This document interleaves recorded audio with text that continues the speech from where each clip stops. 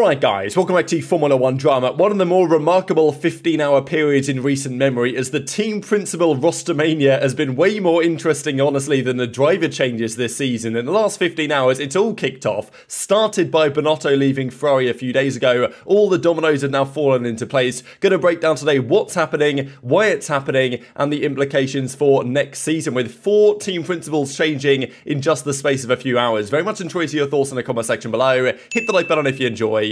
Subscribe if you're new as always. This is where it began yesterday, and honestly this is pretty much unrelated. All the things we're going to talk in a second are consequences of the Ferrari situation. This was out of nowhere, Jost Capito leaving Williams. It was also mentioned here in the BBC article, if you guys, it's pretty small. But apparently the team decided in the summer not to renew Capito's contract and look elsewhere for a team principal. So instead of Jost Capito leaving of his own volition and potentially going to Alfa Romeo Sauber, was my theory, because of his past, turns out there's another man with history with Audi that is going to go there instead. But yeah, they decided to fire him basically rather than he decided to leave. Interesting decision, but he's looking for a job, and there are still jobs open, or one job open on the paddock, as we shall see. So yeah, apparently they basically decided to fire Jost Capito rather than keep him on and look for another team principal. Strange decision to me, but there's more interesting things to discuss, to be honest. So here we go, confirmed this morning, Fred Vasseur leaving Alfa Romeo. He was the team principal and CEO of Alfa Romeo Sauber, and he will be joining, of course, Ferrari. Now officially confirmed, reuniting with Charles Leclerc. Very interesting that for the concept of how this team is going to be delivering results and, well, deciding strategy, let's say, going forwards. Fred Vasseur has been a man in the past that has said the successful teams have a combination of a great car and a dominant number one driver. So we should not expect Vasseur to be quite as, let's say, equitable in terms of who gets the beneficial treatment next season. I think Leclerc is going to be his number one man, even if you might not explicitly say it. So they confirmed that the CEO, team principal, will be gone, and he's going to be joining over at Ferrari. Now officially confirmed. Great image they come out with here. We saw yesterday he's bought a house locally. It was always going to happen, and honestly one of the better choices I think they could have there on the grids. One of what he achieved pre-Formula 1, post-Formula 1, pretty impressive stuff. And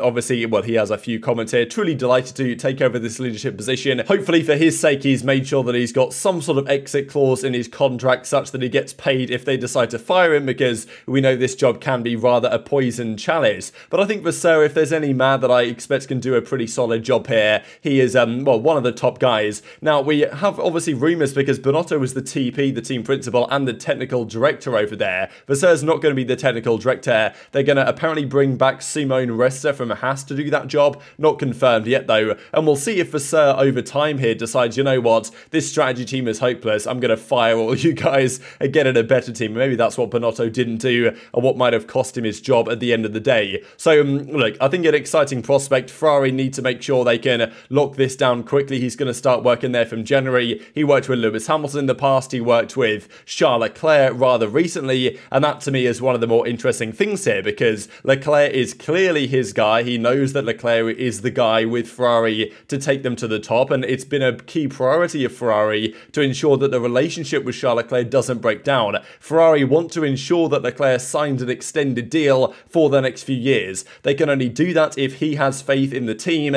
and apparently that was lost to a certain extent with Binotto in charge. Vasseur probably will bring that, but whether the team can still do enough to convince Leclerc that's where he wants to be, especially let's say when Hamilton retires, that's another question. But it could be a rest in peace Carlos Sainz moment here, because he's been great Sainz for the team the last couple of years. But if the team favours Leclerc, just as Red Bull favour Verstappen, then, we could have a different story on our hands in terms of pace and race results when we go into next season. So that's the Ferrari piece of the puzzle here, and of course, well, one interesting point, we've got Jean Todt here on the right-hand side. Another French team principal at Ferrari has now arrived, so we'll see if they can recapture any of the glory days, but I think there might be a fair bit of a turnaround period there at Ferrari before they get all their ducks in a row, if Vasseur is able to achieve that, because, look, it's one of those difficult jobs where you can do all you want as a team principal, but the higher-ups and the management are probably the problem rather than the team principals, given they've had like 6 in the last 14 years or something along those lines. So we'll see. If he lasts 3 years, I'll be impressed, and hopefully he does, because it'd be nice to see Ferrari be continually competitive at the top of the field. Now, this was coming out overnight. While all this was going on and the rumours were circulating, that Andreas Seidl was poised to join Sauber. So as I was saying, I thought Jost Capito, given his history working with Audi Audi and the Volkswagen Group could be a good target to join the Alfa Romeo Sauber team.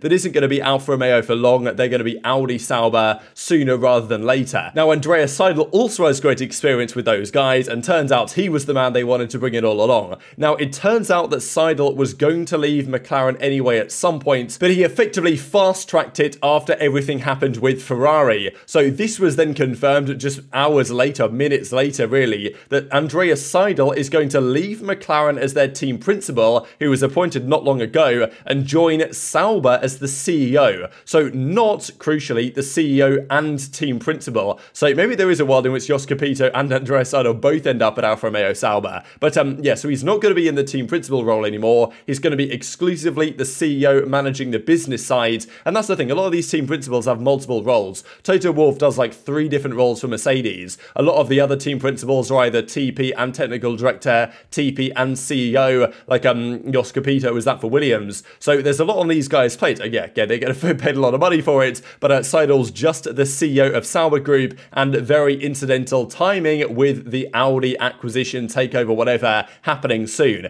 That means McLaren need their team principal, and they are promoting Andrea Stella. So not Andreas Seidl AS, but Andrea Stella AS. I guess they don't have to change any of the jerseys with the initials on, and you know, very similar name. But regardless, an Italian engineer, formerly worked for Ferrari actually, who will be joining them as their new TP. I don't really know much about this guy, but regardless, Andreas Seidl is leaving for a new challenge, and Andrea Stella is going to step up as their TP. Crazy story, really. And even Zach Brown talks about this here in this article, discussing that, you know, Andreas did a great job. He mentioned this summer that he was going to leave when his contract was up at the end of 2025, but with what happened at Ferrari and Sauber, therefore in discussions with Audi as well, he effectively fast-tracked the leaving process and has decided to go and join them then. And Zach Brown was like, yeah, okay, I'm happy to do that if Andreas Stella is going to step up into the TP role, which he has indeed done. So that's like the third part of this crazy story over the last couple of days, and then confirmed by Alfa Romeo Sauber themselves that, you know, indeed Andreas Seidl would join the Sauber Group as the CEO starting from January 2023. So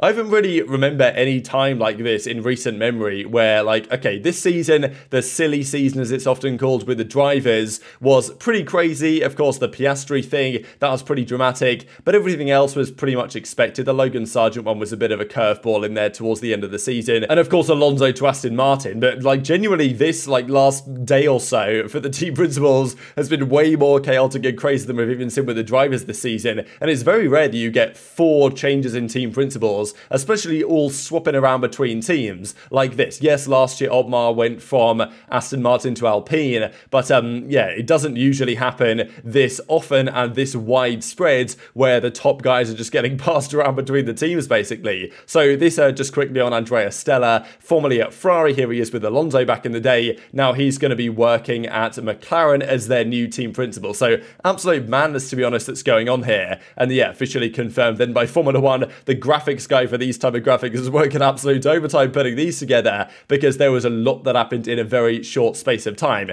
Now what this does mean though is there is still one missing piece here. So Williams don't have a team principal because Jost Capito seemingly got fired, and Andreas Seidl went from being a TP to now being just the CEO. So Sauber, Alfa Romeo Sauber, still need a team principal. Now clearly Andreas Seidl is going to stay with Sauber for quite some time and kind of manage this transition into being Audi Sauber, which is going to be the case soon enough. He's got relationships there. It's a sensible move, I think, all things considered. And maybe it's also interesting from Seidl's point of view. He was offered, we believe, the job at Ferrari. Apparently he politely declines the Ferrari team principal job and instead prefers to join Sauber, which is pretty interesting just because, I mean, like, I think that's personally a smart call. You know, declining the Ferrari job is probably wise given the history of people in that particular role, especially over the last few years, instead joining Sauber that are going to become Audi, and obviously he has confidence that they can, at least from 2026 onwards, be an absolute force, and also shows that his confidence in that McLaren team